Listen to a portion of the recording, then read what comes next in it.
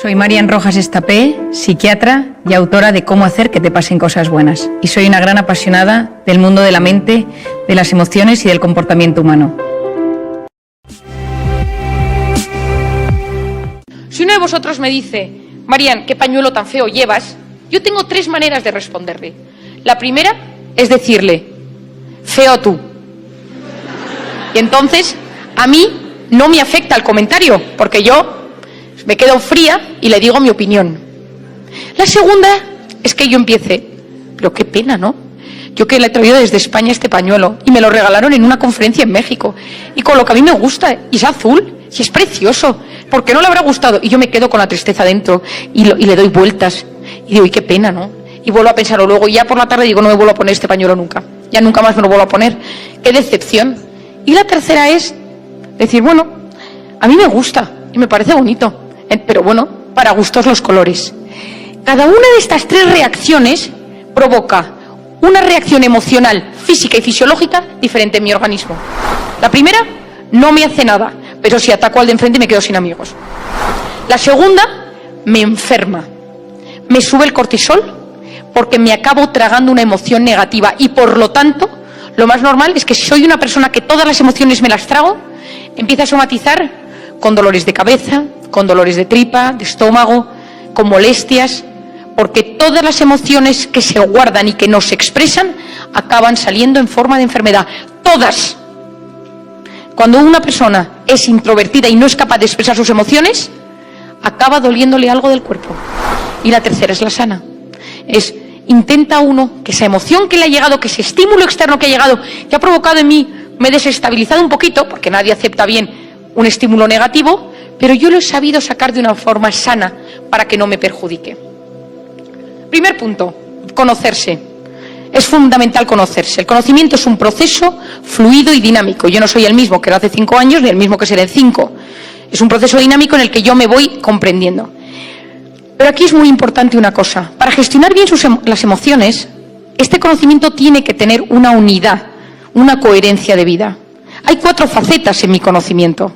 La primera es la imagen que yo le doy a los demás, lo que ven los demás de mí, es decir, mi imagen, lo que yo creo que soy, mi autoconcepto, lo que soy, de verdad, intrínsecamente, mi verdad, y lo que enseño en las redes sociales, mi imagen en la red social, mi imagen digital. ¿Cuántas veces esas 4 facetas no son iguales? Mis amigos piensan que soy súper simpático, en verdad soy muy introvertido, creo que soy introvertido. Mi madre piensa que soy inseguro, en las redes sociales aparento que soy la persona más fiestera del mundo. Eso acaba por rompernos. Segundo punto, evitar el exceso de autocrítica y exigencia. ¿Por qué es esto tan importante? Por esa voz que os comentaba yo en el interior. No lo has hecho lo suficientemente bien, estás gorda, has comido demasiado, no has jugado bien al fútbol, no se ha fijado en ti. Esa voz, ese exceso de crítica que nos hacemos, ese perfeccionismo y esa angustia de fracasar constantemente, de ser perfectos en esta sociedad que nos demanda ser perfectos. Dice un profesor de la Universidad de Harvard, Tal Ben-Shahar, que da clases sobre la felicidad, que la verdadera felicidad consiste en aceptar el derecho al error y a la imperfección. A veces nos equivocamos, a veces las cosas no salen como tienen que salir y no pasa nada. El otro día mi hijo pequeño, que tiene 2 años, me dijo, se rompió una cosa en casa y estaba yo un poco apurada, me mira todo serio y me dice, mamá, no pasa nada. Me encantó, no sabe casi hablar y dijo, no pasa nada. Entonces digo, ¿y eso dónde lo has aprendido? Y dice, tú siempre dices, no pasa nada. Y es verdad, lo digo mucho, pero se había roto una silla. Bueno, pues en esta vida hay que saber relativizar nuestros fallos y nuestros errores y saber que el éxito oculta lo que el fracaso enseña. Me gustan los perdedores que han sabido asumir su derrota y se levantan de nuevo. No creo en las grandes victorias, creo en la gente que se levanta una y otra vez y que acepta equivocarse, porque el que no se atreve a embarcarse en ciertos proyectos por miedo, no vive su vida. Se queda sin vivir la vida, porque la vida consiste en a veces equivocarse y a veces hay que lanzarse y descubrir otros aspectos. El tercero, fijarse metas y objetivos. Sueña en grande, actúa en pequeño. da igual que hayas construido un castillo en el aire, siempre y cuando seas capaz de construir los cimientos bajo él. Cuando te hagas una meta en la vida, cuando tengas una idea, esa idea por mucho no pasa nada, es una súper idea, pero poco a poco ponte estrategias pequeñas para ir logrando lo que necesitas lograr. Si yo quiero ser médico, ponte a estudiar hoy, la asignatura que tienes que estudiar hoy. Está bien querer ser médico, pero uno no puede solo pensar en la meta.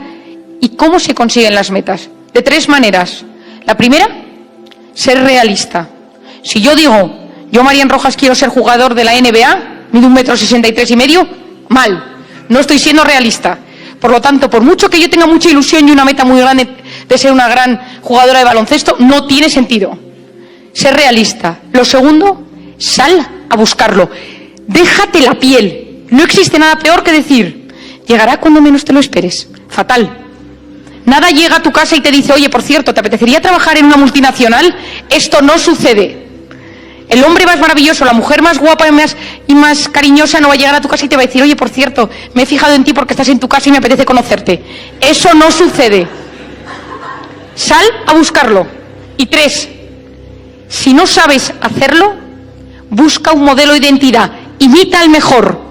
No todos somos gente genuina y que tiene la capacidad de hacerlo todo de nuevas y perfectamente. Entonces, si no sabes hacerlo, busca al mejor.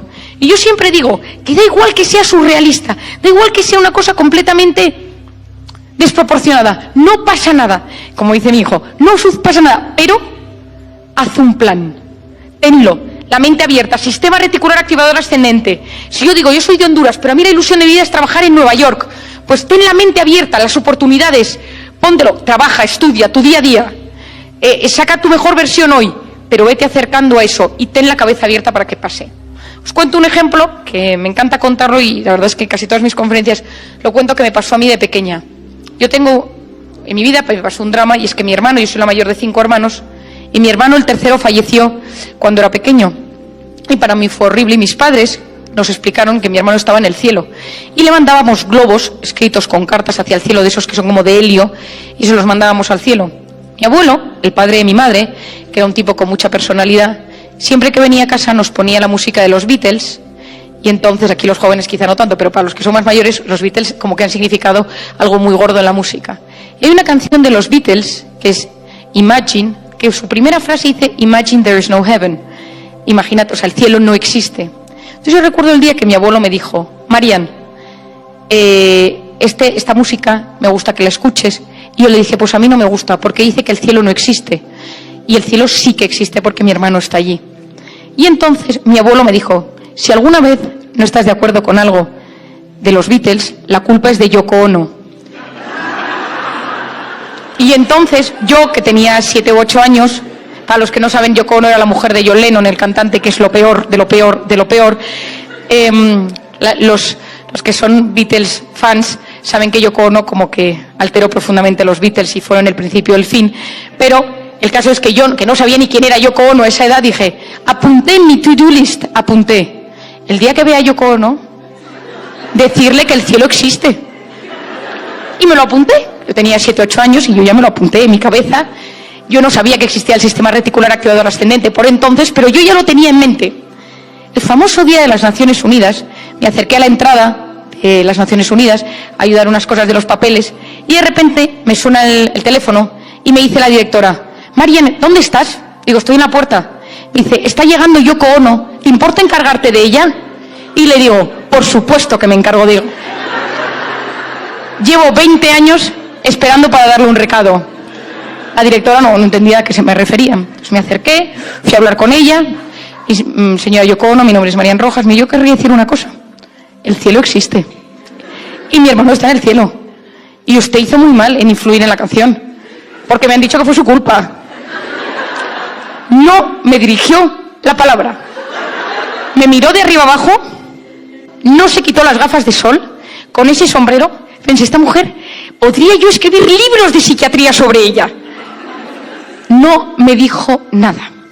Terminó el evento y al año siguiente volvimos a entregar esos premios, y la directora del proyecto de las Naciones Unidas me llamó y me dijo, oye Marian, ¿te importaría llamar a la señora Yoko Ono y decirle que venga al evento, que nos da mucha publicidad? Y le dije, no, no me cae bien. Dice, llámala. Es que no me apetece llamarla. Es una señora que no me cae bien. Pero bueno, cedí y la llamé. Y teníamos el teléfono del asistente, llamé al asistente Yoko Ono y le dije, soy Marian Rojas, el año pasado la invitamos a las Naciones Unidas a un evento y me gustaría saber si este año querría venir. Y el asistente me dijo, le llamó en unos días. Colgué el teléfono, me daba igual, porque esta señora no significaba nada para mí. Suena el teléfono al cabo de unos días, contesto y dice, ¿Marian Rojas? Digo, sí, soy yo. Dice, soy el asistente de Yoko Ono. Me pregunta Yoko Ono si es usted la del cielo. Yo estaba feliz, porque yo esa meta surrealista que tenía desde mi infancia se había cumplido. Quiero que sepáis que hace un mes salió esta noticia. Yoko Ono reconocía como coautora de Imagine 46 años después.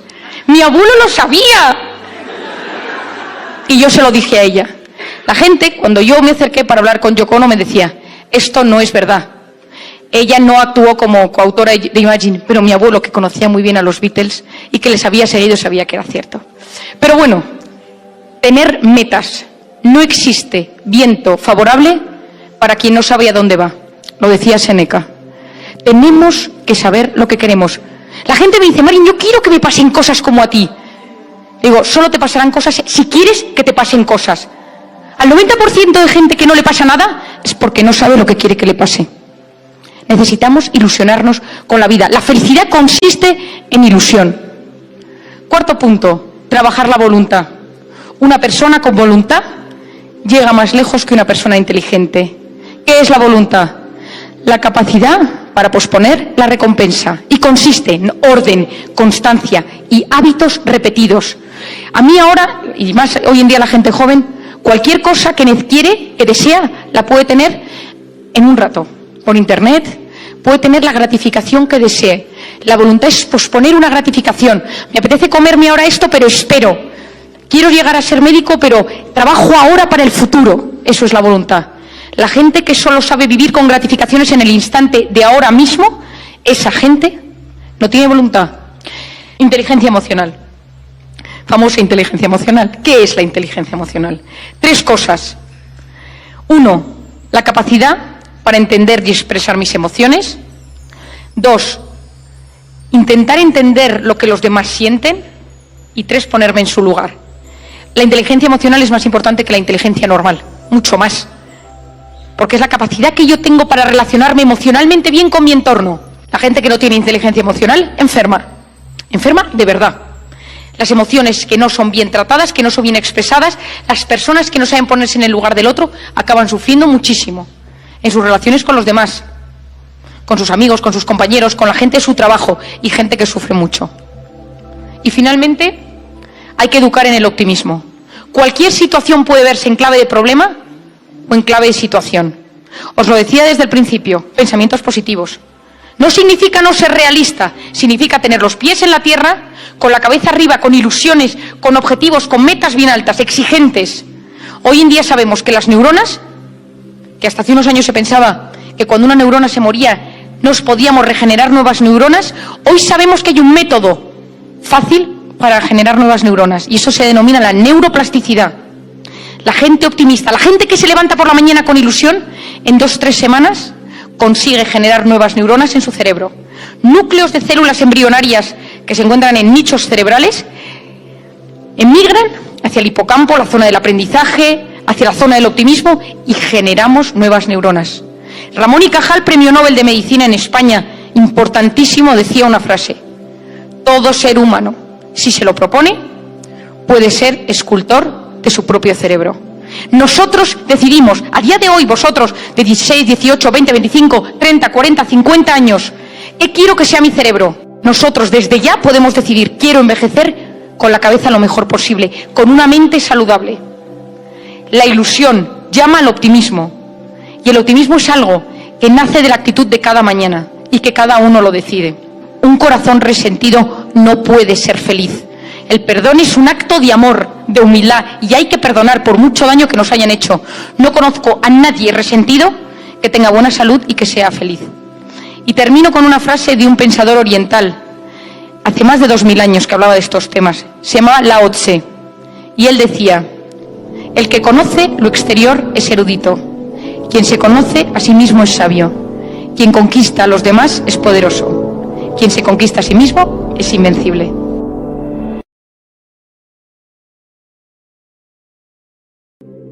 Y hoy el diván de Marian nos resulta particularmente útil porque se produce esta noche el cambio de hora, a las 2 eran las 3 y mucha gente se queja, yo incluida, no solamente porque se vaya a dormir hoy una hora menos, sino porque esto pues incluye ciertos trastornos anímicos y del cuerpo que hay quien dice que son falsos, pero que yo sostengo son muy verdaderos. Marian Rojas Estapé es nuestra psiquiatra, autora de Encuentra tu persona vitamina y cómo hacer que te pasen cosas buenas. Marian, buenos días.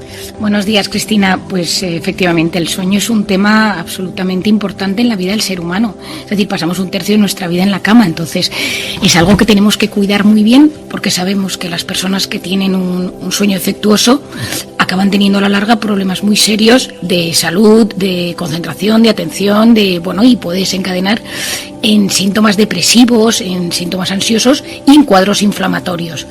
Y por lo tanto, ¿en qué medida se le puede dar crédito al que se queja por los cambios de sueño y las dificultades con el cambio horario? Mira, Cristina, he leído tanto al respecto. Yo estuve en una unidad de sueño cuando estaba haciendo la residencia en psiquiatría y había el barullo. Tú sabes que en todos los departamentos la gente se queja de algo, ¿no? Bueno, pues esto era el cambio de hora. Siempre era el tema principal, que se hacía el cambio de hora por un tema de luz y de eficiencia energética y tema de trabajo, pero que para el cerebro humano era nefasto. Y efectivamente nosotros tenemos ritmos circadianos, nuestros ritmos biológicos internos, que a medida que se va yendo la luz empezamos a segregar melatonina y gracias a esa melatonina inducimos el sueño y podemos tener el sueño más o menos profundo que tengamos. Si tú cambias esos ritmos de luz, por eso no tiene nada que ver cómo dormimos en verano que cómo dormimos en invierno. En verano a las 10 de la noche sigue habiendo luz y vete a un niño en la cama en verano a las 8 de la tarde y en invierno desde las 6 estás en noche oscura y por lo tanto la forma de inducir ese sueño natural que es tan sano cambia. Y sí que hay personas que les afecta muchísimo, tanto el cambio de invierno y el cambio de primavera. Hay muchísimas personas que se quejan de ello porque el cuerpo tarda en adaptarse. Es como el famoso jet lag, Cristina. Hay gente que el jet lag lo lleva fatal y que le produce incluso cambios anímicos y que te lo cuenta y entra en cuadros de irritabilidad, o la gente que tiene por trabajos, tiene que trabajar de noche o tiene cambios de turno, que esto es una cosa que desgraciadamente tiene que ser así por muchos trabajos, enfermerías, trabajos por turnos, pero que no es bueno para el cerebro y sabemos que puede tener sus consecuencias. Entonces sí, si hay gente que se queja, no es, que todos nos quejamos a veces por cosas, pero es cierto que el cambio de hora hace que muchas personas tarden luego semanas en volver a recuperar un sueño normal. Hay otras que no, porque duermen pase lo que pase, allá donde estén, y nada les sucede.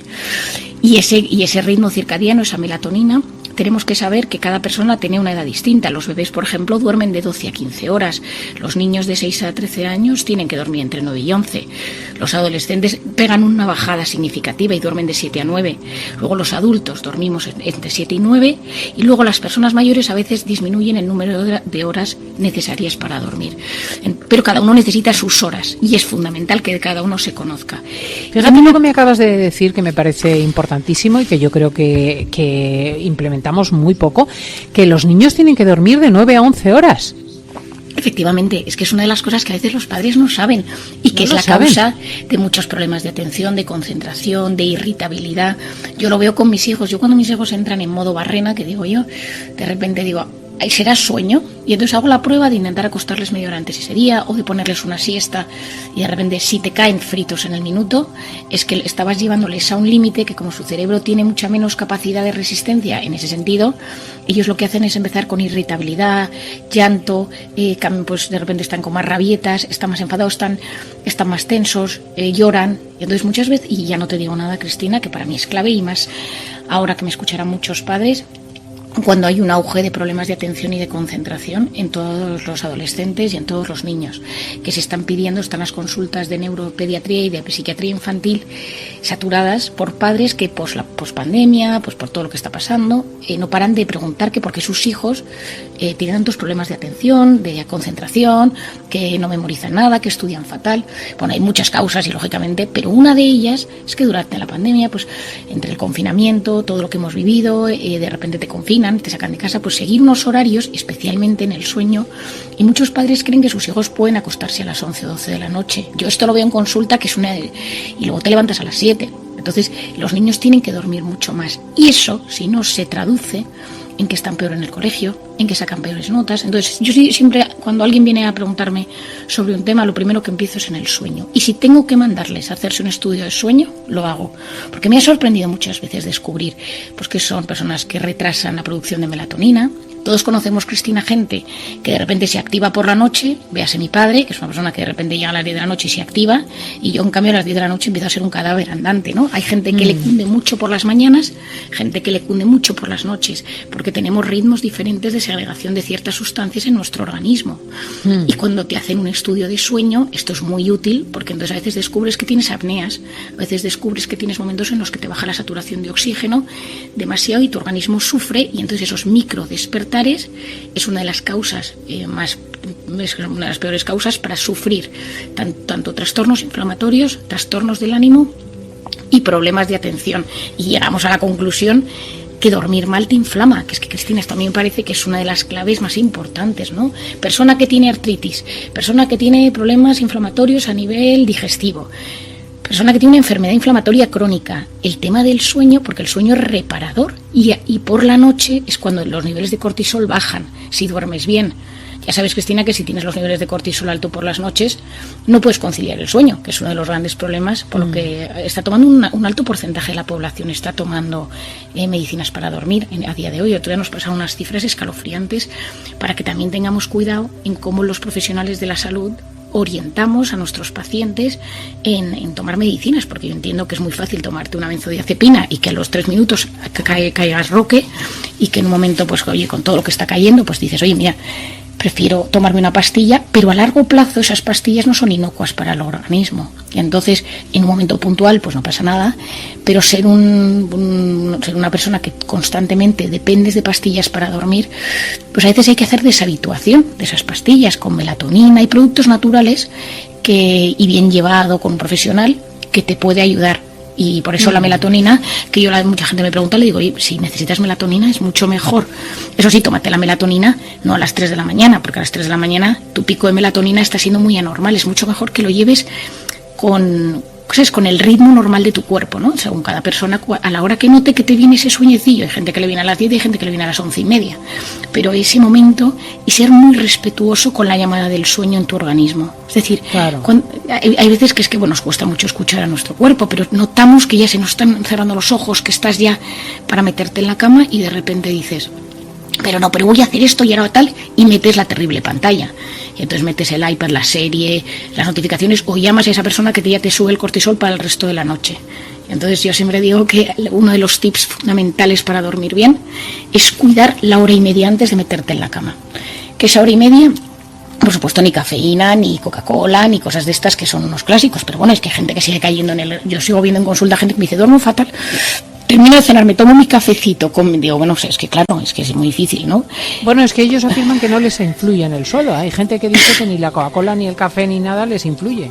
Bueno, es que la A mí me cafeína... dejan flipados, pero...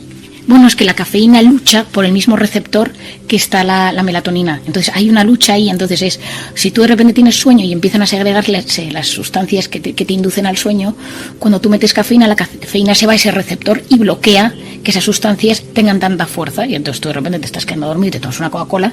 A ver, hay gente que realmente no le hace nada, pero es porque o ha tomado tanto o que su cuerpo ya no siente ni padece, pero sí que hay un efecto bioquímico. Es como si dices, yo me tomo un paracetamol y no me hace nada. Algo te hará, otra cosa es que tú no lo sientas tan firmemente como lo sienten otras personas.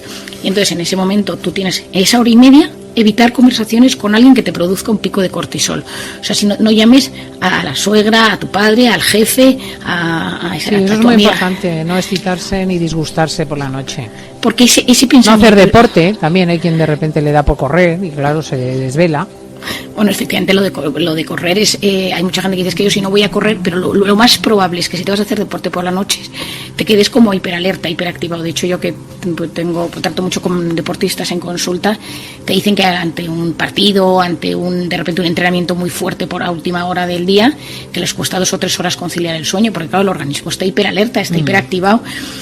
Luego, Bueno, pues atentos estos días, que habrá que tener cierta higiene, porque el cambio horario de esta noche, las 2 serán las 3, evidentemente pues desajusta los organismos.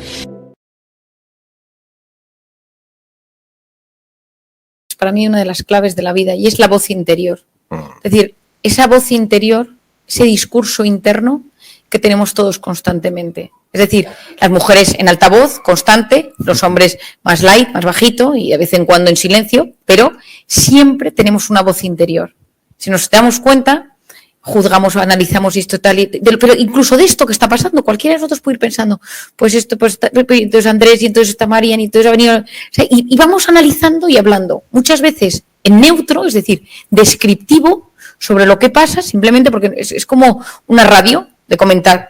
Lo malo es cuando esa voz se nos pone a mirar y de repente se enfoca a nosotros mismos y empieza, has engordado, tu jefe no te hace caso, tu pareja está distante, no acabas de salir adelante, estás anclado en la vida y no avanzas, vaya errores has cometido. ¿A quién se le ocurre? Es que cómo confiaste en esta persona, en este tema, qué torpe eres. Es que realmente, es terrible. O sea, eso es de lo más dañino que existe en el cerebro. O sea, te diría, cháchara mental. La cháchara mental. O sea, es de lo más terrible que hay. De hecho, estoy leyendo el libro y muy entretenido. Y cuando publiqué Cómo hacer que te pasen cosas buenas, yo decía, la actitud es la voz interior. Es decir, la actitud que uno tiene en la vida es, pues voy a una entrevista de trabajo y la voz interior dice, pues quizá te cojan, o no te van a coger, ¿para qué te lo prepares? O qué miedo. Y si te bloqueas y si no sabes hablar, eso es, la consecuencia es la actitud. O sea, uno se enfrenta a la vida según cómo esa voz interior le trata. Si uno va a un sitio y de repente la voz interior le dice, no vas a conocer a nadie, si es que, qué vergüenza, haberte quedado en casa, ¿qué se le ocurre? Me parece ridículo lleno este sitio. Automáticamente todo tu organismo se pone en modo alerta. Y ya sabemos que el modo alerta es el cortisol y es telómeros, microbiota, inflamación, o sea, ya nos lo conocemos todo.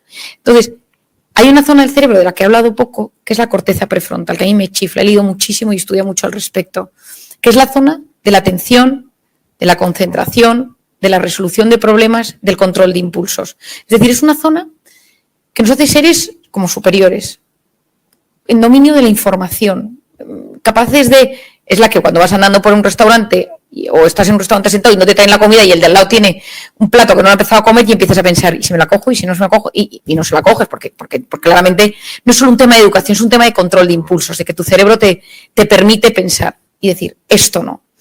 Esa voz interior, cuando publiqué mi libro, yo la citaba en varios momentos y me sorprendió la cantidad de correos electrónicos que recibí preguntándome por ella. Y entonces, pues lo que te decía al principio, dije, pues a investigar la voz interior. ¿De dónde viene esta voz interior? ¿Qué hace que yo de repente me diga, pues si tú no te lo mereces? Si eres mal padre, si eres mala madre, si no sabes cuidar, es que te dejan los hombres porque eres muy dramática. Es decir, ¿de dónde viene esa voz, la negativa, que nos machaca? Y entonces, después de escuchar tropecientas, pues imaginaos todas las historias que escuchas en los últimos años, en el segundo libro lo explico, se me ocurrió una teoría que creo que es bastante plausible dentro de que es una teoría. Esto no es científico, esto es mío. Pero que lo he llamado la grabadora en la infancia. Y mi teoría es que cuando tú naces, es como si te metieran un microchip en el cerebro, en blanco, como una cassette. Una cassette que mis hijos dirían que es una cassette, ¿no? Pero bueno, un esto, ¿no? Ahora que es un chip o un algo, ¿no? Aquí dentro. En blanco. Y le dieran al record, a grabar. Clink. Y empezar a grabar. Y a grabar. Y a grabar. ¿Y qué graba? ¿Cómo me tratan mis padres? ¿Cómo se tratan entre ellos? ¿Cómo habla la gente de mi entorno más cercano de mí? Este es un pesado. Buah, este no hay quien le aguante. Este no llega a nada en la vida. Es el torpe. El listo es el hermano. Está gorda. Es que gorda, no. Traía una paciente que me decía, es que mi madre siempre me decía, solo las delgadas consiguen algo en la vida, ¿no? Y entonces toda su vida luchando por las dietas y toda su vida, y está delgada, pero se ve gorda porque considera que su madre no se la sigue viendo gorda. Entonces está completamente anclada en esa frase. Es decir, si alguno se pone a pensar en su vida, en esa frase a veces negativa que nos decimos, ¿no? De, no te lo mereces, tal. Nos encontramos de repente con un profesor, nos encontramos de repente con un padre, con un hermano mayor, ya no digo si ha habido trauma, si ha habido trauma, bullying, acoso, abuso, una cosa, y eso ya son palabras mayores. Pero me refiero al normal, ¿no? De repente nos viene una frase de, no eres lo suficientemente buena. Y eso es terrible, porque influye, determina la actitud que yo pongo en los retos en la vida. Si yo no soy capaz de vencer eso, soy a mis pacientes les digo, ¿qué dice tu voz? ¿Qué dice tu voz? Has fracasado, tal, dime qué dice tu voz y dime de dónde viene esa voz. Y de repente descubres que te vas a la infancia, te vas a la juventud o, a veces, a una relación humana, puede ser un jefe. Yo era una persona muy normal, tuve una infancia muy buena, pero de repente tuve un jefe que era siempre, estoy pensando en un paciente que tengo muchísimo cariño, un tío con una infancia normal y tal, pero su primer jefe siempre le decía, eres tan torpe que si no te iba a contratar yo no te contrata nadie. Wow. Y este tipo tuvo una enfermedad, no sé qué, dejó la empresa y entonces cuando empezó a hacer entrevistas, paralizaba el miedo. Es que yo soy un torpe. ¿Pero de dónde viene que tú eres un torpe? Y entonces un día me dice, bueno, mi jefe me lo decía. Y entonces ese jefe había tenido el poder, a veces nosotros damos ese poder, pero a veces entra solo. A veces le abrimos la puerta y decimos, ven aquí. Y otras veces es por ósmosis, por un momento de vulnerabilidad, por un momento de tensión. Cuando tienes una tensión en tu cuerpo, cuando estás en sistema nervioso simpático, cuando estás con el cortisol a tope, lo que llega, como no eres consciente porque la corteza prefrontal en los momentos de supervivencia funciona peor, se integran cosas que luego cuando pasa el tiempo dices, ups, esto entró en un momento malo mío. Yo estaba desbordado por el trabajo, no sé cuántos, tal, y cómo permití eso, y este tío, y esta pareja que tuve, y que esta persona me trataba tan mal, pero en un momento de supervivencia no dejas lugar al corazón y vas a modo supervivencia. Y de repente pasa esa época y de repente dices, pero realmente me trato así, pero realmente me pasó esto, pero realmente lo gestioné tan mal, pero es que no eras capaz de hacerlo de otra manera, porque neurobiológicamente hablando, tu cerebro no te lo permitía. Volviendo a mi voz interior, ¿qué recomiendo yo? Lo primero, analizarla, ¿no? Y decir, bueno, a ver, ¿yo cómo me trato? Entonces, los días que no duermo, soy un desastre, porque me levanto y digo, qué fea estás, que no sé cuántos y tal. Los días que estoy triste, los días que me he peleado con alguien, los días que voy al trabajo, los días que me encuentro con este grupo de gente que las veo de esta manera. Traía una paciente que tiene 42, 43, quedó con todas sus amigas del colegio, hicieron una quedada después de 2 años sin verse, eran 20 y ella era la única soltera sin hijos. Y entonces todo el rato empezó con frases de antiguos ex que le decían cuando le dejaban, vales mucho pero no eres suficiente para mí, porque todas esas frases tan tóxicas. Empezó a hundirse en medio de la cena, las empezó a ver a todas, su madre diciéndole de pequeña, con lo rarita que eres, a ver quién te aguanta. Y de repente se vio completamente bloqueada y tuvo un ataque de ansiedad. Escribí un correo y tal, y le dije, bueno, hay que desbloquearlo. Hay técnicas, yo utilizo mucho, por ejemplo, el MDR, lo explico en el libro, que es una técnica que aprendí a hacer en Camboya y luego vi a un psicólogo curioso en Camboya hacer una técnica con una niña violada, una historia dramática, un tema horrible, y él de repente, la niña tenía ataques de pánico y le hizo esta técnica, el MDR, y yo, pues con lo que os decía, algo funciona, investigarlo. Y llegué a España, busqué lo que era la asociación, hice el curso, me formé y llevo, pues, no sé si 10 años haciendo, y desbloquea situaciones. El MDR, porque algunos estarán pensando qué es las siglas en inglés son Eye Movement, o sea, es una técnica de movimiento de ojos reprocesando información. Entonces yo siempre explico que es como si tú tuvieras el hipocampo, yo lo explico de esta manera a mis pacientes por hacerlo sencillo, ¿no? El hipocampo, que es donde se guardan todos los recuerdos, es como un archivo y tiene un canal de comunicación con la amígdala, que es el centro del miedo, de la gestión de la ansiedad. Entonces, si uno va por París con su marido, todo precioso, súper romántico, París se inserta y amígdala dice París, ok. Si yo voy por París y de repente me paran por la calle, me atracan, me roban la cartera, a mi marido le ponen el cuchillo en el cuello, se pone a temblar, París no se inserta bien y la amígdala, cuando yo pienso en París o en la marca de mi cartera o veo el cuello de mi marido con la señal aquí del cuchillo que todavía no se le ha ido y lleva una tirita, de repente esto hace clon, clon, clon y todo se mueve. Entonces el problema es que muchas veces en el hipocampo tenemos cosas que no están bien insertadas. Una pareja que te hizo daño, un padre que no te quiso, o sea, un abuso sexual. Yo empecé con el tema de abuso, el tema de abuso es uno de los temas que yo más gestiono porque es una de mis especialidades. Y lo que hace esta técnica es que de repente parecía una cosa de pensar que es como medio magia, pero ese tema se va metiendo a medida que haces la técnica y de repente se produce una técnica de relajación. A través de los movimientos de los ojos, las investigaciones sugieren que tiene mucho que ver con el tema del sueño REM, el sueño por el movimiento de los ojos cuando se procesa la información. El caso es que es una técnica muy buena. Yo soy la gente que tiene algún trauma, alguna situación que no gestiona bien, le digo, intenta hacer esta técnica. Porque a mí me ha demostrado, yo tengo éxito en cosas muy complejas, de repente desbloquea en cuestión de minutos.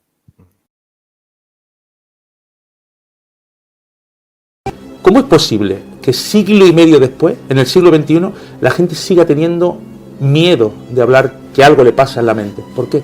Bueno, yo creo que lo primero que me estás diciendo es algo fundamental, y es que los genios a veces sufren de problemas mentales. Es decir, ser excelso, excelente o demasiado bueno en algo, a veces te lleva a tener menos tolerancia a la frustración, a sufrir más en un fracaso. Es decir, a veces gestionas peor tu mundo interior cuando eres muy bueno. Deportistas de élite, cantantes, actrices, políticos, médicos de altura, es decir, personas que están muy expuestas, cada uno en su nivel, pueden sufrir un poco más. Yo creo que la magia de la medicina, de la salud mental, de la psiquiatría que deberíamos creer, es aquella donde se une mente, cuerpo y palabra, donde damos opción a la que la gente cuente lo que le sucede. ¿Es importante la confianza en la relación médico-paciente? Yo creo que cuando tú has encontrado a esa persona que te entiende y que sabe de lo tuyo y que notas que no te juzga y que te ayuda, das la vuelta al mundo para encontrarla.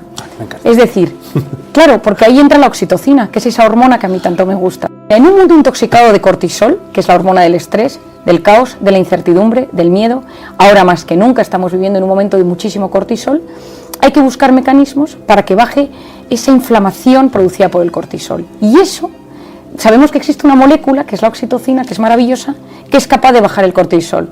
La oxitocina es el signo bioquímico de la empatía. Es decir, yo me pongo delante de alguien, le escucho y no le juzgo, le presto atención y hago que lo que esa persona me está contando me parezca algo importante en mi vida. Esa persona se siente especial y empieza a segregar oxitocina. Cuando tú segregas oxitocina, en ese momento baja el nivel de cortisol, el miedo al escenario, el miedo a tomar una decisión, el miedo a viajar. Es decir, los miedos se difuminan cuando una persona te transmite ese afecto. El cortisol es el miedo. El cortisol es la supervivencia. Es necesario para poder salir y luchar en un momento de supervivencia, que te ataquen por la calle, que te pase algo malo y que tu organismo se pone en marcha para hacer frente a ese desafío, a ese reto. Lo malo es cuando tu cerebro empieza a diagnosticar amenazas en sitios donde no las hay. Y aquí viene la gran frase, Zapata, la gran frase: el 91,4% de las cosas que nos preocupan nunca jamás suceden. Eso es. Pero están en nuestra cabeza, y cuando están en nuestra cabeza se activa el estado de alerta, el estado de supervivencia, y cuando se activa el estado de supervivencia empezamos a generar cortisol. Y claro, cuando empiezas a generar cortisol tu organismo cambia, eso que yo he llamado tantas veces la intoxicación de cortisol, que va modificando mi sistema inmune, mi aparato intestinal, mis hormonas, mi sistema reproductivo, mi forma de gestionar la realidad, mi corteza prefrontal, que es la que me ayuda a pensar, se modifica con este tema del cortisol. Por lo tanto, el cortisol, entenderlo es clave, porque cuando uno se da cuenta que activa su estado de alerta, lo que comúnmente llamamos cuáles son tus factores de estrés, el dinero, las alturas, ver a mi expareja, mi suegro, mi jefe, el tráfico, los sitios cerrados, los sitios abiertos, situaciones, la Navidad. Cada persona tiene momentos, circunstancias, personas, acontecimientos del pasado, del presente o del futuro, que solo con pensar en ello activan su cortisol. Y cuando uno lo entiende, es capaz de comprender mucho mejor su mundo interior. Y cuando su mundo interior se comprende, puedes hacer frente a ello, puedes aceptar, puedes comprender y puedes superarlo. Efectivamente, cuando le metes razón al mundo emocional, eso que Goleman descubrió y llamó inteligencia emocional, al mundo emocional le meto cabeza, eres una persona superior, porque ante todo lo que va sucediendo, ante todo lo que te llega, ante todo el mundo emocional, te sientes muchísimo mejor. Si no, estás como embargado de un mundo emocional y sentimental que no puedes gestionar y te ahogas en medio de todo ello.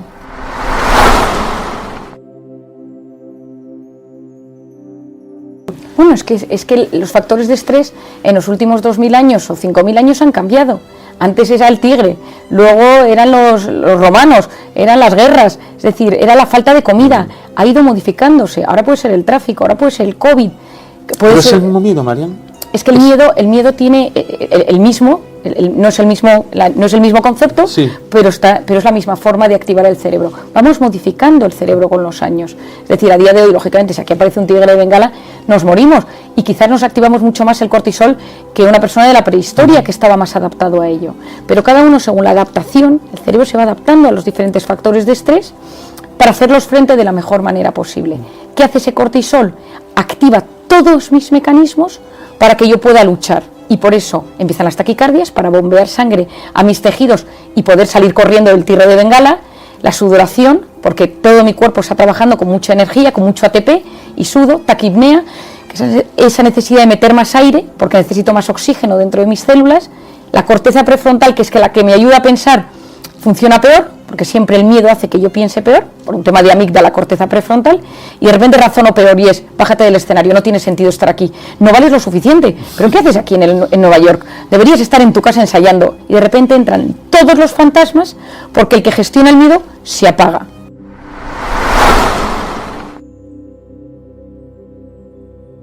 La felicidad, bueno, yo digo que la felicidad no se puede definir, se experimenta, y en mi opinión es la capacidad que uno tiene de disfrutar de las cosas buenas que tiene cada día y la capacidad que uno tiene de gestionar las malas. Eso para mí es un equilibrio, la felicidad, entre esa capacidad de que te pase algo bueno y lo disfrutes.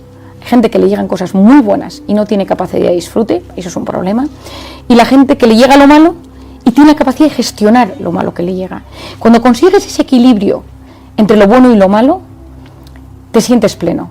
Y dices, entre lo que yo quería lograr en mi vida, mis expectativas, y lo que poquito a poco voy logrando, con expectativas razonables, hay un buen equilibrio y siento paz interior.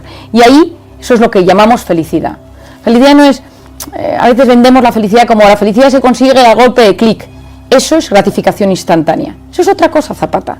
La gratificación instantánea es la dopamina, ¡pum! El clic, el like, la compra online, la comida que te llega rápidamente. Todo eso es gratificación instantánea.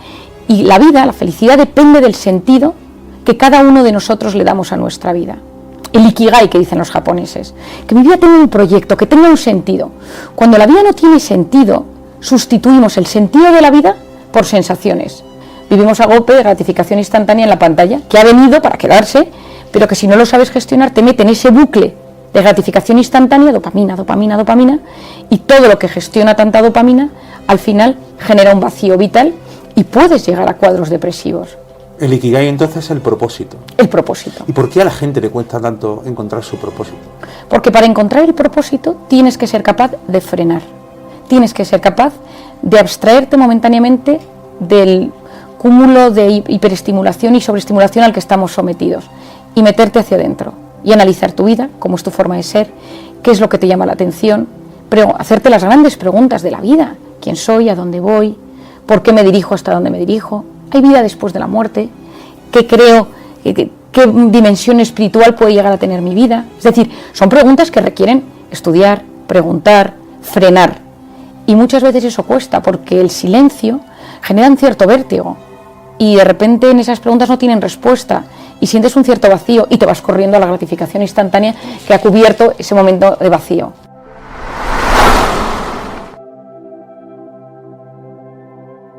Voy sobre todo, baja cortisol, que me parece clave, baja cortisol y sube oxitocina, que me parece que a día de hoy es clave, porque el tono vagal, que es el nervio vago que discurre por casi todo nuestro cuerpo, cuando está hiperalerta, hace que todo nos siente peor, la comida, estamos más irritables, la piel, es decir, tiene una relación brutal con el sistema nervioso autónomo.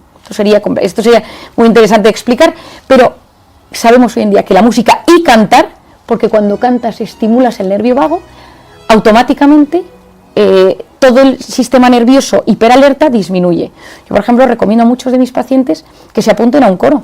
A la gente para que aprenda con la música, y entonces muchos de mis pacientes están en un coro y me encanta, y a veces si no se atreven a cantarme en consulta para ver qué tal van, les pido que me manden un vídeo.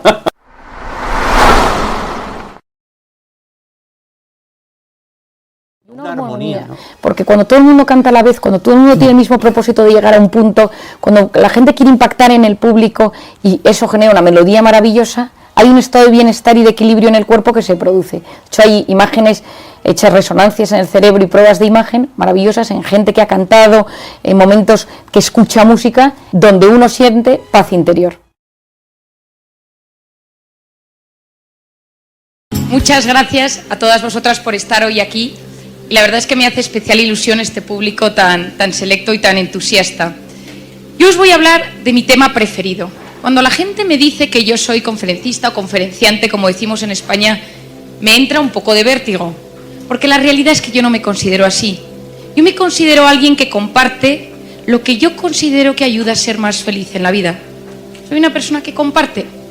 Yo me dedico a trabajar las emociones. Yo en mi consulta me he empezado a dar cuenta que aprendiendo a gestionar nuestras emociones podemos ser mucho más felices.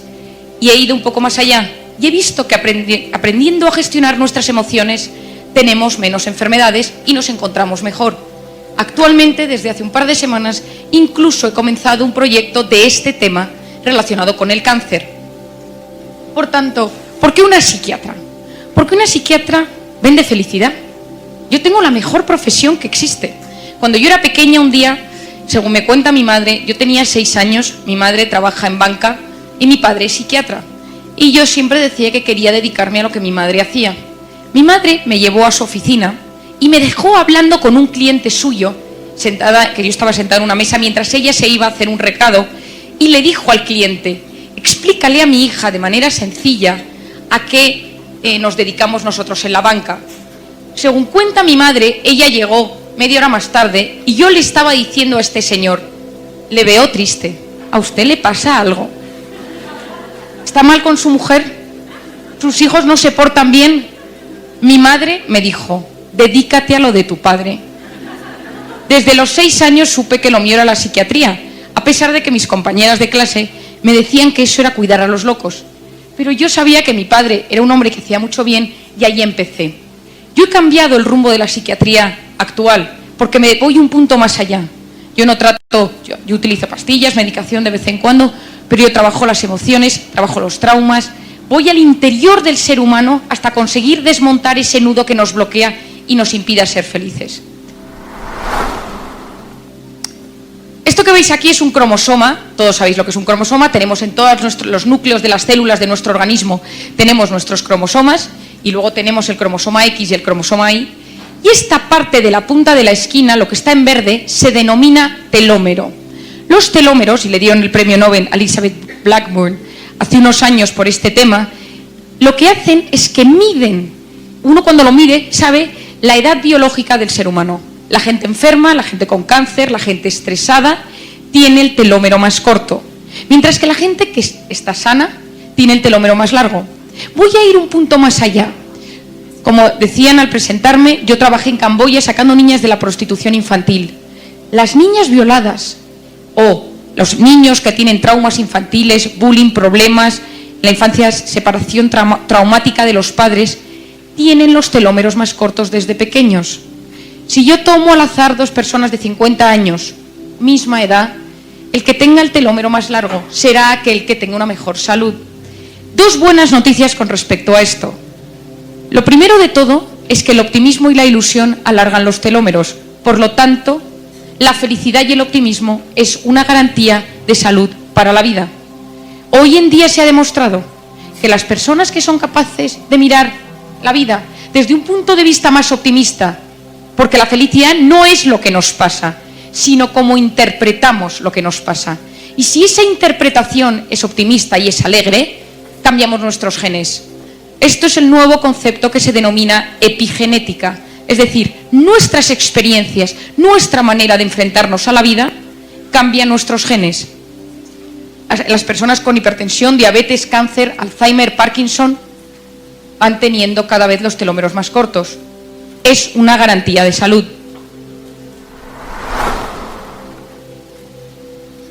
Hablar de felicidad es hablar del sentido que le damos a la vida. Lo que más me gusta es hablar de la felicidad porque todos aquí hemos venido porque queremos ser felices. No conozco a nadie que me diga: no, a mí no me importa ser un tío infeliz. Ese sí que está de tratamiento psiquiátrico fuerte. Porque en esta vida todos queremos ser felices. ¿Y qué es la felicidad?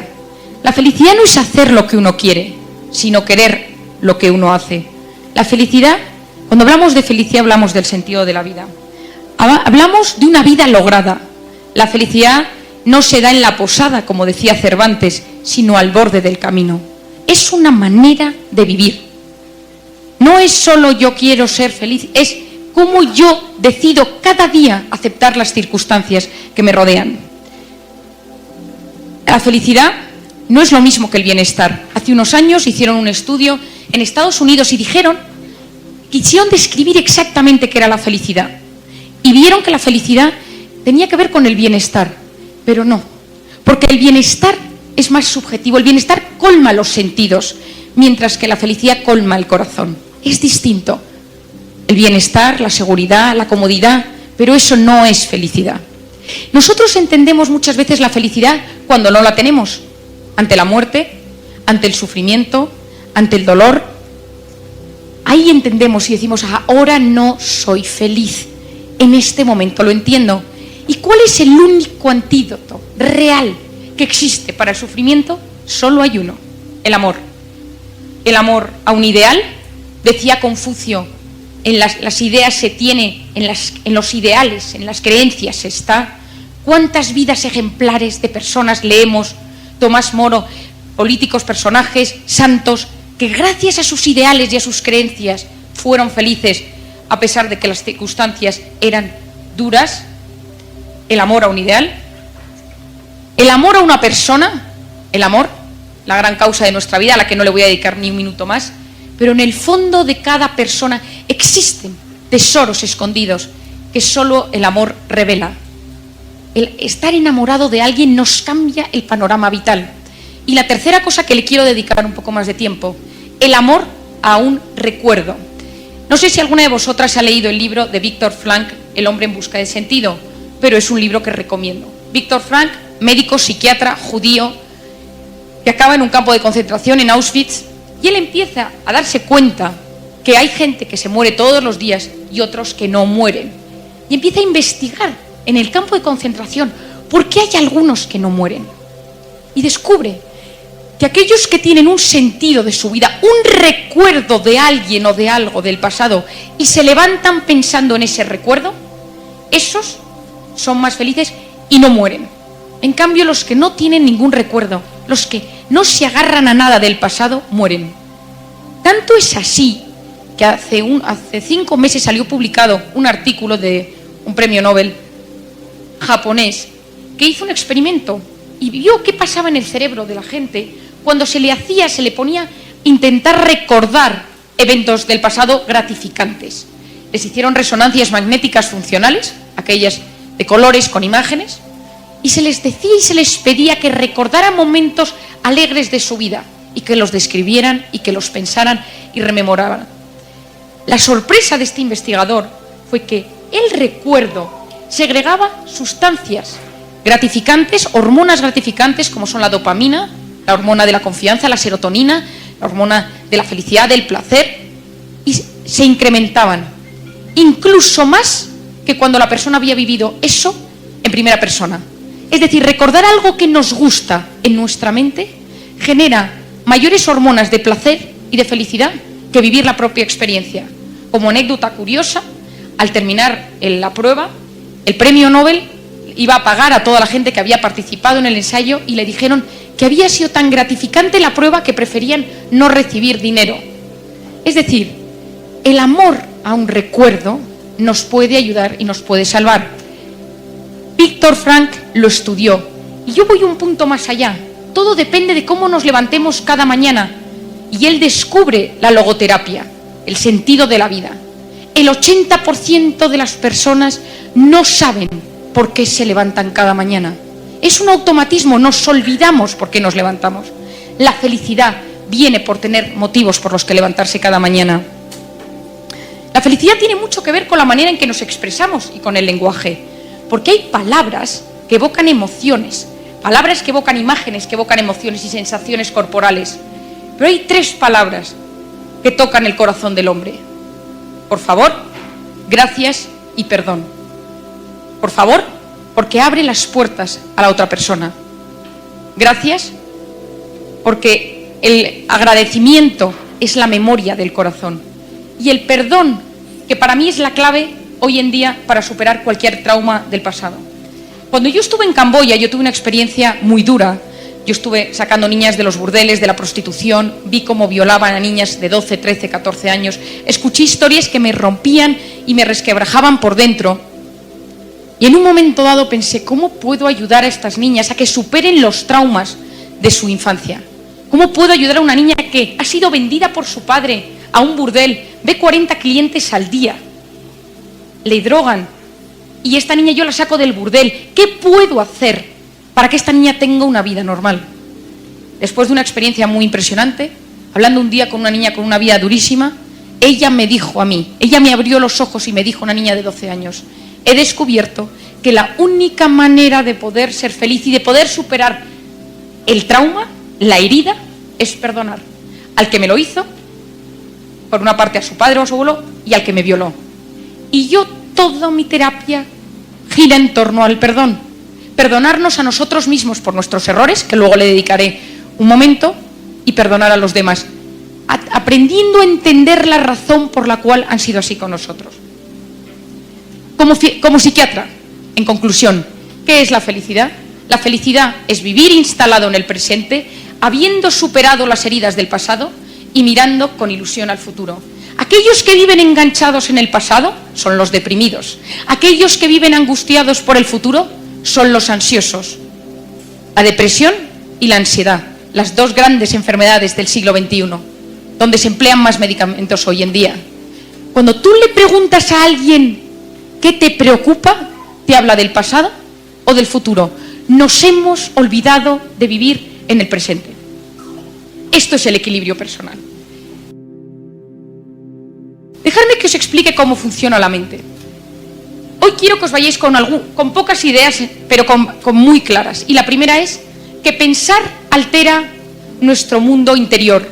Nosotros podemos conseguir que las cosas sucedan solo con querer que sucedan. Si nosotros queremos que algo pase, puede pasar. Y voy a dar un ejemplo muy pequeño y muy tonto, pero que lo vais a entender todas vosotras. Yo cuando me quedé embarazada, iba por la calle y solo veía mujeres embarazadas. Y pensé, toda mi zona, todo mi barrio, todas las mujeres se han quedado embarazadas a la vez que yo.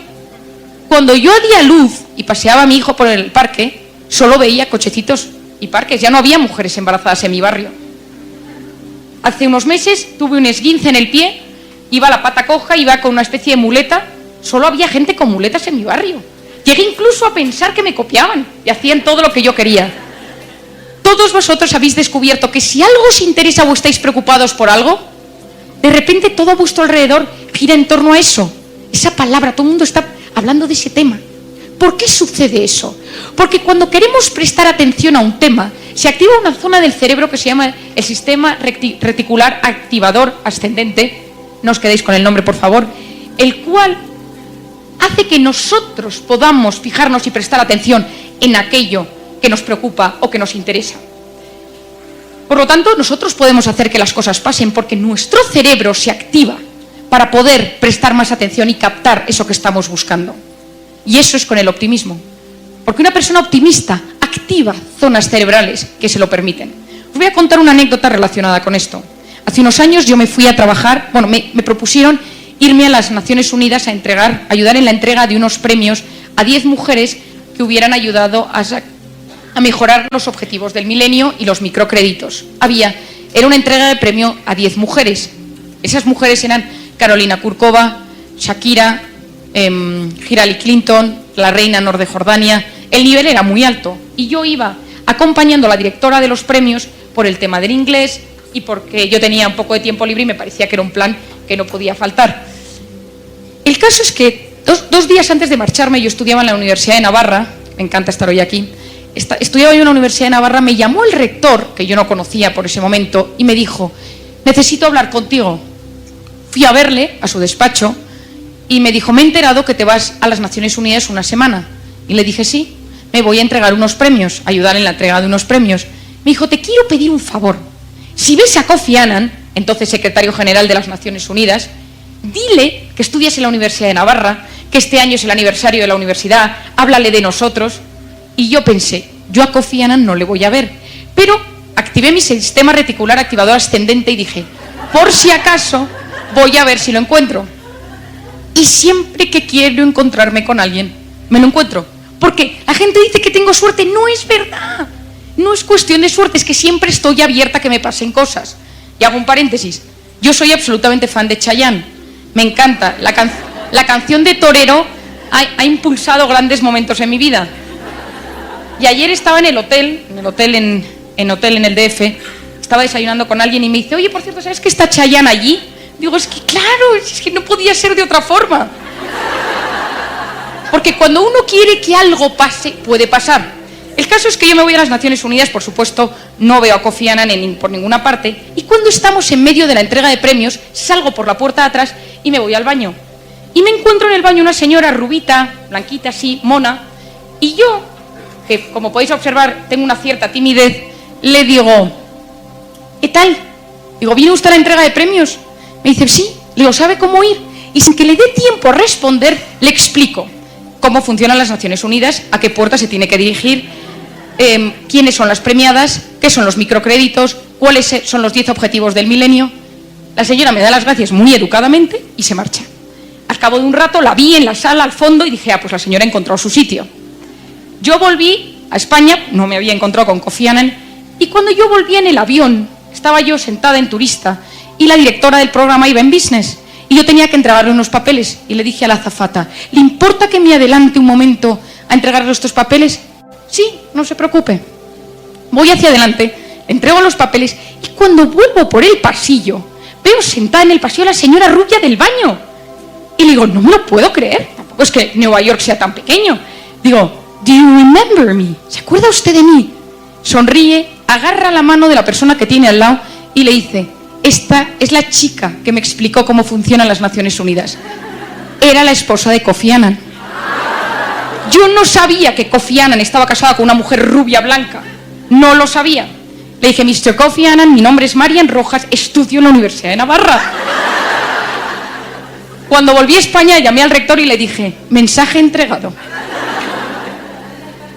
Si uno quiere que las cosas pasen, pueden pasar. Y esto es una de las ideas más importantes con las que quiero que os quedéis hoy.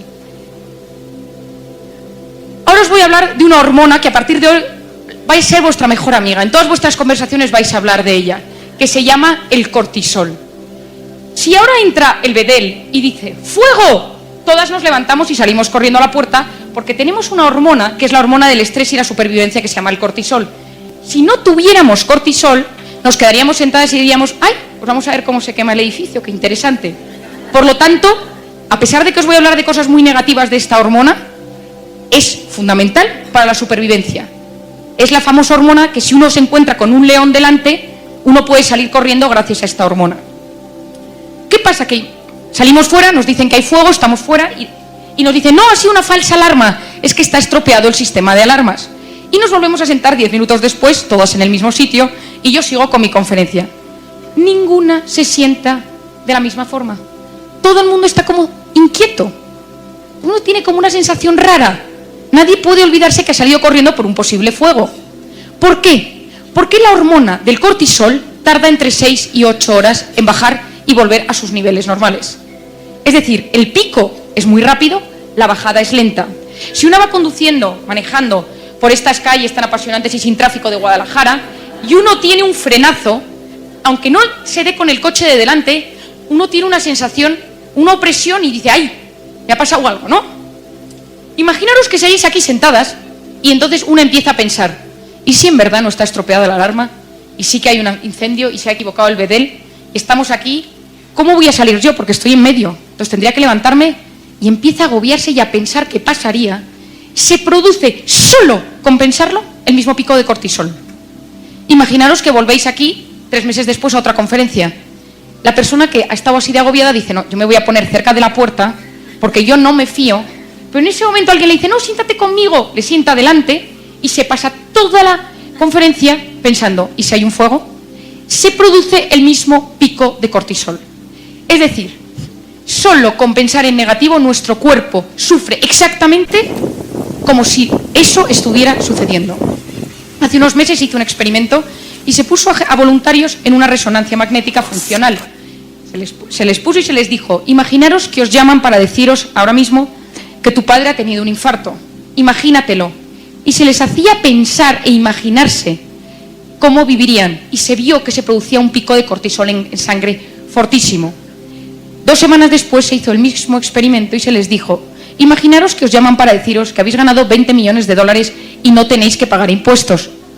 Y en ese momento se vio que solo con imaginarse lo positivo se elevaban las hormonas de la dopamina y serotonina. ¿Qué pasa cuando el cortisol está elevado constantemente? Porque estamos constantemente preocupados. No olvidemos que el 90% de las cosas que nos preocupan nunca, jamás suceden. Vivimos constantemente preocupados por cosas que no van a pasar, pero nuestro cuerpo está sufriendo como si esas cosas estuvieran sucediendo. ¿Qué pasa cuando el cortisol está elevado durante mucho tiempo por estrés, por preocupación, por tensión, porque tenemos un marido que no nos trata bien, porque tenemos una suegra terrible, porque nuestro hijo nos da problemas, porque tenemos algún tema económico que nos acucia? ¿Qué es lo que pasa con el cortisol? Que se eleva de manera crónica y produce dos efectos, uno a nivel físico y otro a nivel psicológico. A nivel físico, desde la punta de la cabeza a la punta del pie, pérdida de pelo, tiembla el ojo, problemas para tragar, como la sensación de tener una bola aquí, problemas intestinales, colon irritable,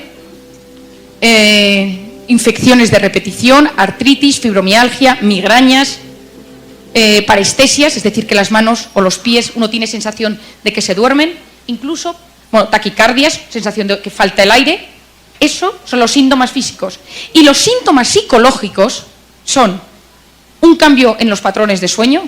Uno dice, yo llevo un tiempo que no descanso bien, no estoy bien, me acuesto pero mi cabeza no consigue parar la cabeza, o al revés, me levanto por las mañanas pero la sensación es de no haber descansado, o me levanto muchas veces por la noche y me despierto varias veces. Otro síntoma es fallos de memoria. Nosotros tenemos una zona en nuestro cerebro que se denomina el hipocampo, que es la zona de memoria y de retención de datos a corto plazo. El hipocampo, en su membrana, tiene muchos receptores de cortisol. Cuando uno está muy estresado y muy tenso, empieza a notar fallos de memoria. ¿Cuánta gente veo en mi consulta de 40 años que viene y dice, doctora, vengo por un inicio de Alzheimer? Eso no es Alzheimer, es estrés, tensión y hipocampo bloqueado por hormonas del cortisol. ¿Qué más sucede? Irritabilidad. El cortisol está muy encargado de la irritabilidad, esa sensación que tenemos de vez en cuando de que estamos enfadados con el mundo. Y de manera crónica, cuando esto sucede de manera crónica y el cortisol está constantemente elevado por estados de estrés crónico, uno llega a la depresión. Hay estados depresivos que tienen que ver con la ansiedad. Gente que dice, yo llevo 20 años tratada con antidepresivos, cuidado, que eso no es una depresión. Gente que dice, no respondo a antidepresivos, tengo una depresión, cuidado, que puede ser estados de estrés crónico y hay que tratar con otro tipo de medicación. ¿Cuáles son las maneras de librarnos del cortisol tóxico que tenemos en nuestro organismo? 5 consejos. El primero es hacer ejercicio. ¿Cuánta gente no puede ir a dormir? Y esto pasa seguro que con alguno de vuestros hijos o maridos que salen muy estresados del trabajo y si no van a correr, si no van al gimnasio, si no hacen algo de ejercicio, no consiguen dormir. En España, en la calle Serrano, que están todos los bancos y los bufetes de abogados, hay un gimnasio que está ocupado desde las 8 hasta las 11 de la noche, lleno de ejecutivos, banqueros, abogados, etc. ¿Por qué? Porque el cortisol, cuando uno hace ejercicio, se elimina a través del hígado. Y por eso esa sensación, cuando uno ha hecho un día ejercicio, ha ido a correr, a jugar un partido de tenis, ha nadado, que uno dice, ¿por qué me encuentro tan bien? Porque hemos eliminado mucho tóxico dentro de nuestro organismo, a la vez que se generan endorfinas. El segundo consejo es detectar quién cerca de nosotros es una persona tóxica. Todos tenemos a alguien cerca de nosotros que es tóxico. ¿Y qué es una persona tóxica? Esa persona que cuando nosotros llevamos 10 minutos con ella, nos ha enfadado, nos ha cambiado el ánimo, tenemos ganas de pegar a alguien, nos ha vaciado la batería de nuestro organismo. Hay gente que tiene esa fuerza. Lo malo es cuando es nuestro marido, porque lo tenemos todo el día ahí. Si es una persona a la que vemos una vez al año, no hay problema, porque la gente que ves una vez al año, pues más o menos la controlas. Pero ¿qué pasa cuando tienes una persona tóxica con la que vives todos los días? Esa gente tiene la capacidad de deshacerte, de desestabilizar tu día con una frase, una mirada, y lo más importante es decir, ¿quiénes son las personas tóxicas de mi vida? Porque cuando uno sabe quiénes son las personas tóxicas, uno puede trabajar con ello. ¿Cómo se lidia con una persona tóxica? Yo siempre digo que hay 2 cosas. La primera es decir, ¿es un tóxico universal? Es decir, ¿todo el mundo le ve tóxico? ¿Todo el mundo piensa lo mismo de él?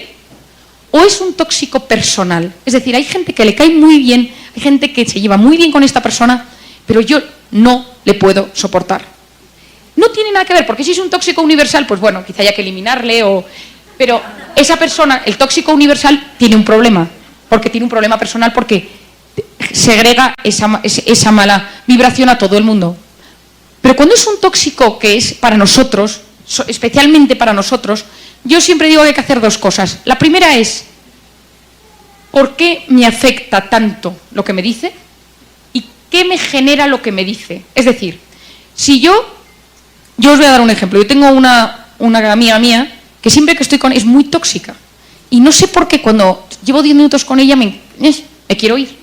Y eso que yo manejo muy bien estas situaciones, pero tiene algo. Entonces el otro día empecé a analizarlo y dije, la primera cosa que pasa es que ella cuando está conmigo no me ignora, no me habla, dice cosas que saben que me pueden herir, pero sin mirarme diciéndoselo a otro. Es decir, tengo motivos para saber que es una persona tóxica en mi vida, pero a mí esa persona consigue hacerme muy vulnerable, porque durante el tiempo que estoy con ella me quedo muy triste y me quedo muy apagada.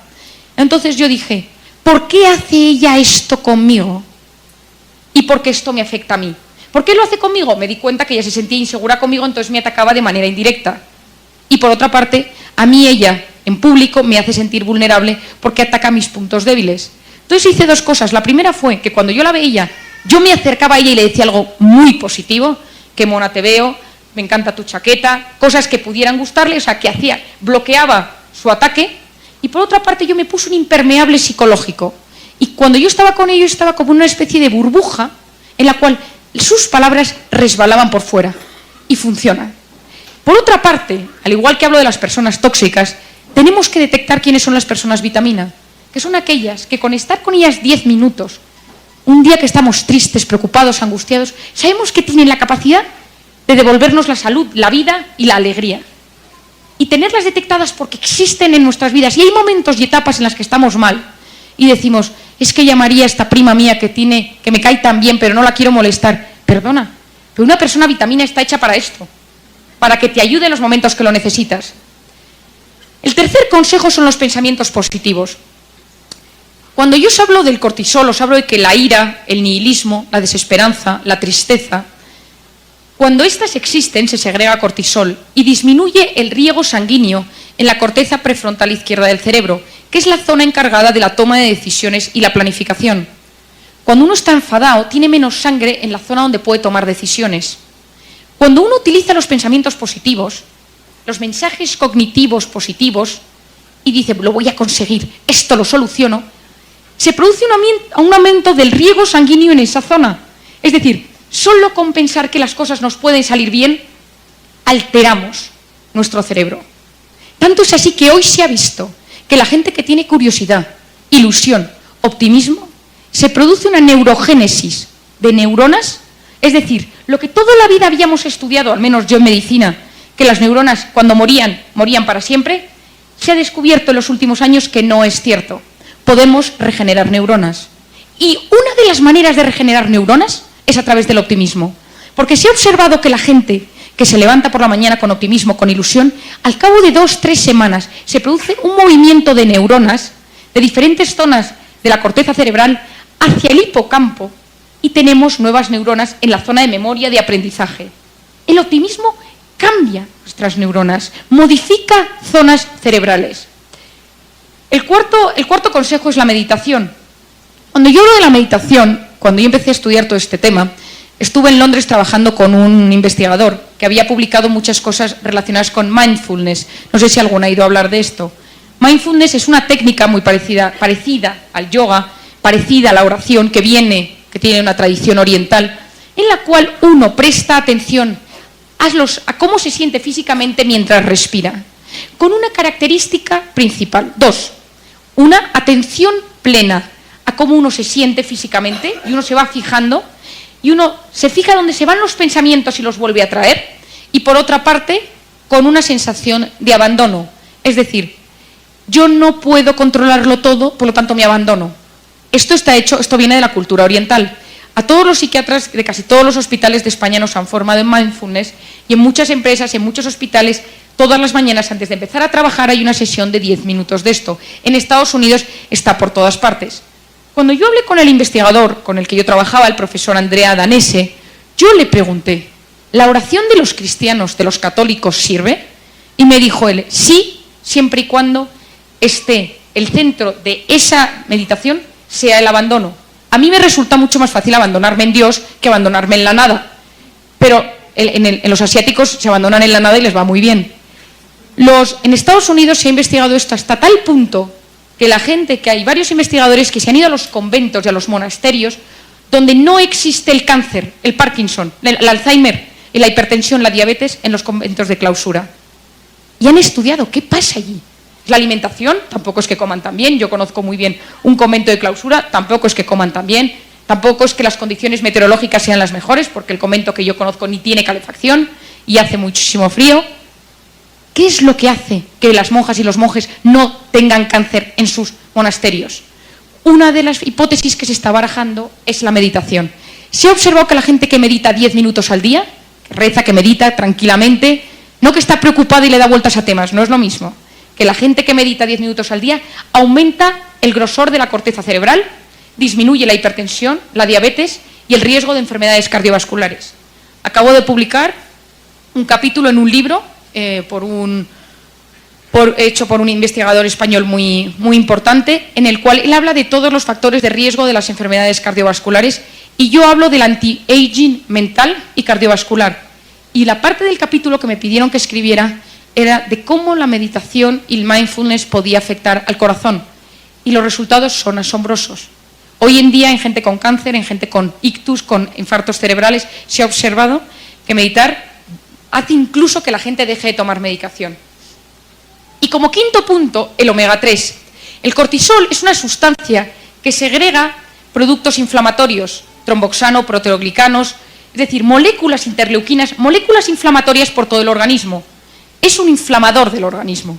Por lo tanto, cuando uno está estresado, a la zona más vulnerable de nuestro organismo, en mi caso son los dientes, empiezo a tener dolor de dientes. La gente que tiene problemas intestinales empieza a tener problemas intestinales.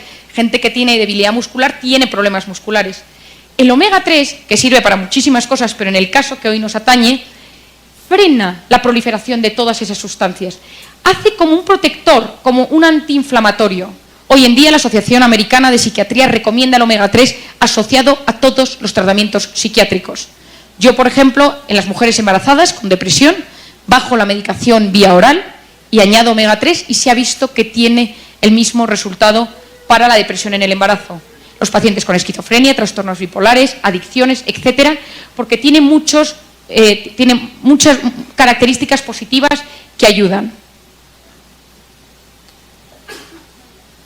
Os voy a dar de manera breve 7 consejos para conseguir gestionar bien nuestras emociones, porque lo que a mí más me interesa hoy es que vosotros sepáis que para ser feliz y para tener buena salud y para tener, por todo lo que os he explicado del cerebro, de la epigenética, de las neuronas, del hipocampo, etcétera, una de las cosas que mejor nos puede ayudar es saber gestionar nuestras emociones. ¿Y eso cómo se hace? El primer punto es conocerse. Y cuando digo conocerse es conocerse de verdad. ¿Quién soy yo?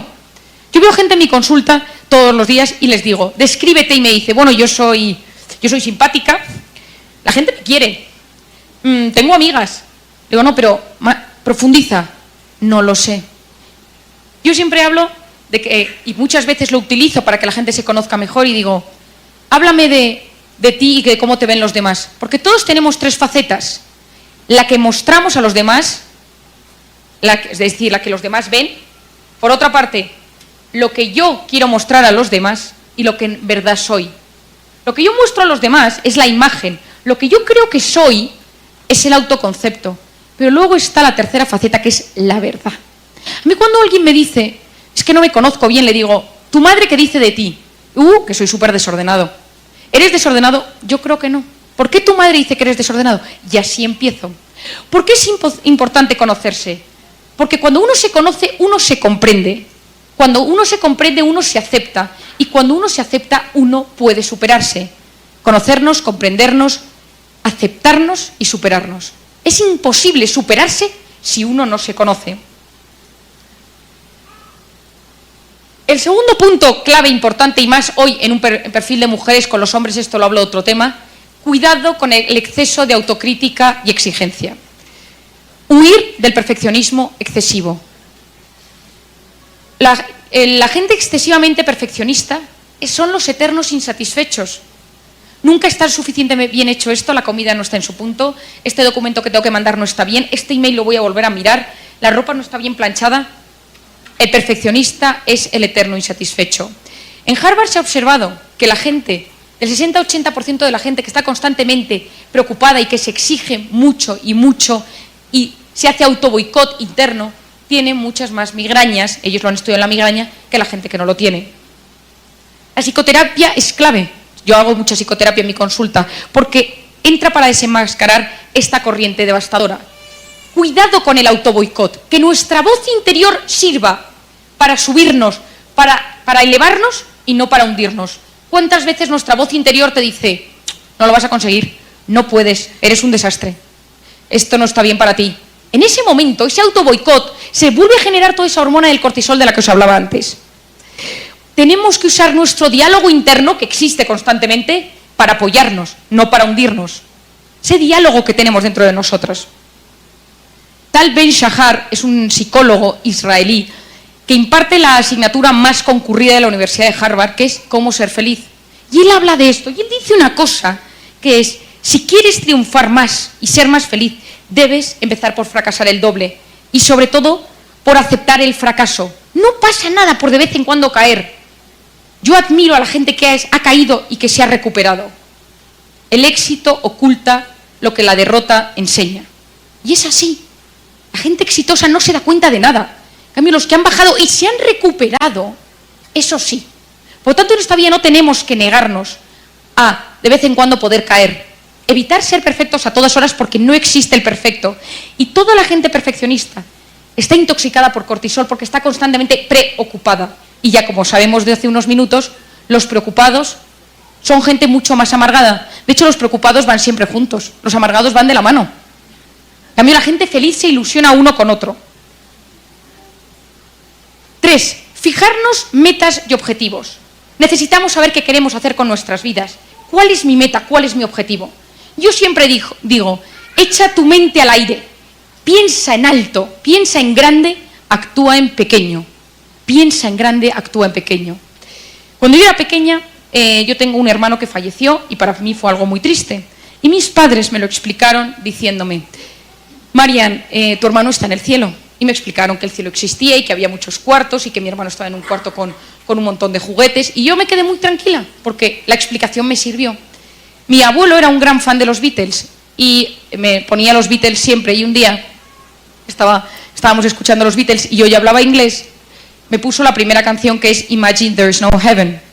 Y yo dije, que es imagínate que no existiera el cielo. Y yo le dije a mi abuelo, ¿por qué los Beatles? ¿Por qué John Lennon puso que no existe el cielo cuando yo sé que existe el cielo porque mi hermano está ahí?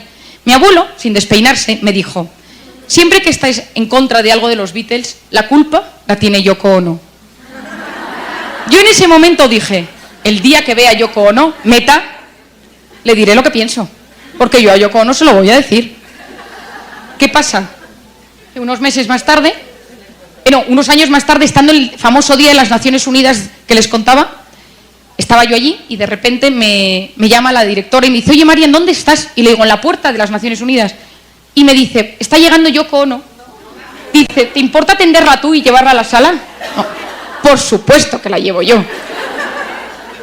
Me fui a la puerta, agarré a Yoko Ono, señora rara donde las haya, libro de psicopatología abierto, íbamos paseando por el pasillo que llevaba a la sala y le dije a esta señora, mire, yo tenía muchas ganas de hablar con usted desde hace 20 años, porque era mi meta. Yo le dije, yo soy fan, como todo el mundo lo habrá dicho, de los Beatles, pero yo no entiendo por qué en la canción de Imagine dice que no hay cielo, cuando el cielo sí que existe. La señora me miró arriba, abajo, izquierda, tal, y no me contestó. Yo insistí, ni media palabra. Al año siguiente volví a las Naciones Unidas y la directora del programa me llamó y me dijo, oye Marian, ¿te importaría llamar a Yoko Ono para que vuelva este año? Dice, porque tú estuviste hablando con ella. Y digo, bueno, hablando con ella.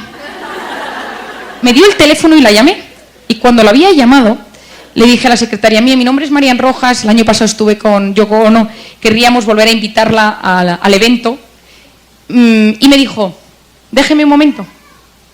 Volvió a los 10 minutos, me llama y me dice, me pregunta la señora Yoko Ono si es usted la del cielo. Yo estaba feliz porque había conseguido mi meta. Pero hoy, hablando en serio, necesitamos metas. Y cuando la meta se consigue teniendo pequeños objetivos. Porque si yo quiero conseguir algo a largo plazo, Lo que necesito son metas muy chiquitinas, objetivos muy chiquitines, porque así va subiendo mi autoestima. Si yo quiero perder 20 kilos, no puedo decir quiero perder 20 kilos, tengo que decir, primer objetivo, empezar a hacer ejercicio. Segundo, no comer chocolate. Tercero, es decir, al poner objetivos pequeños, y esto en la educación de nuestros hijos es clave, enseñarles a tener pequeños objetivos. El cuarto punto es trabajar la voluntad.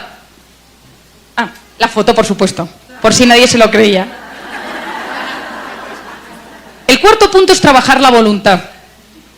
Hay un libro que os recomiendo, de mi padre, pero es que es muy bueno el libro, que se llama La conquista de la voluntad. Cómo conseguir lo que te has propuesto.